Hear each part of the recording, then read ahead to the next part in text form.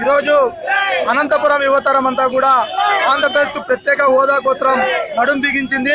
మరి కేంద్ర ప్రభుత్వం, రాష్ట్ర ప్రభుత్వం మరి ఎన్నికల వాగ్దానాల్లో ఇచ్చినటువంటి సాక్షాత్తు పార్లమెంటు సాక్షిగా ఇచ్చినటువంటి వాగ్దానాలని అమలు చేయాలని ఇవాళ అనంతపురం యువతరం అంతా కూడా అనంతపురం పురవీధుల్లోకి రావడం జరిగింది.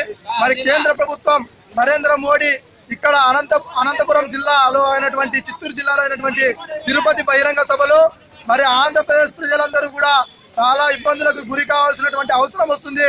కాబట్టి ఆంధ్రప్రదేశ్ కు 10 సంవత్సరాల ప్రత్యేక హోదా కల్పిస్తానని చెప్పినటువంటి నరేంద్ర మోడీ గారు ఇవాళ 14వ ఆర్థిక సంఘం మరి ప్రత్యేక హోదా ఇవ్వడం కుదరదు కాబట్టి మరి ప్రత్యేక ప్యాకేజీని మాత్రమే ఇస్తానని చెప్తున్నాడు.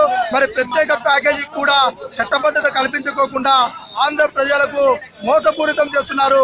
కాబట్టి తక్షణమే కేంద్ర ప్రభుత్వం తలలు వంచైనా సరే, మెడలు వంచైనా సరే మరి ఆంధ్ర ప్రజలందరూ కూడా ప్రత్యేక హోదా కోసం ఇవాళ పోరుబాట కొనసాగిస్తున్నారు.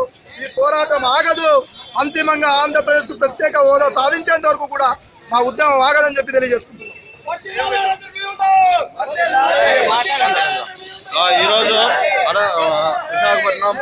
ఈరోజు విశాఖపట్నంలో పవన్ కళ్యాణ్ గారు, జనసేన పార్టీ అధ్యక్షులు పవన్ కళ్యాణ్ గారు చేపట్టిన ప్రత్యేక హోదా ఉద్యమానికి అనంతపురం జిల్లా జనసేన కార్యకర్తలమైన మేము ఈ రోజు మద్దతు తెలుపుతున్నాం. ఈ ఉద్యమానిపై కేంద్ర ప్రభుత్వం ఎలాంటి స్పందన లేని పక్షాన ఈ ఉద్యమాన్ని ఇంకా ఉధృతం చేస్తాం. ఎంపీల ఇళ్లను ముట్టడిస్తాం. కేంద్ర కార్యాలయంతో సహా ముట్టడించి ఉద్యమాన్ని ఉధృతం చేస్తామని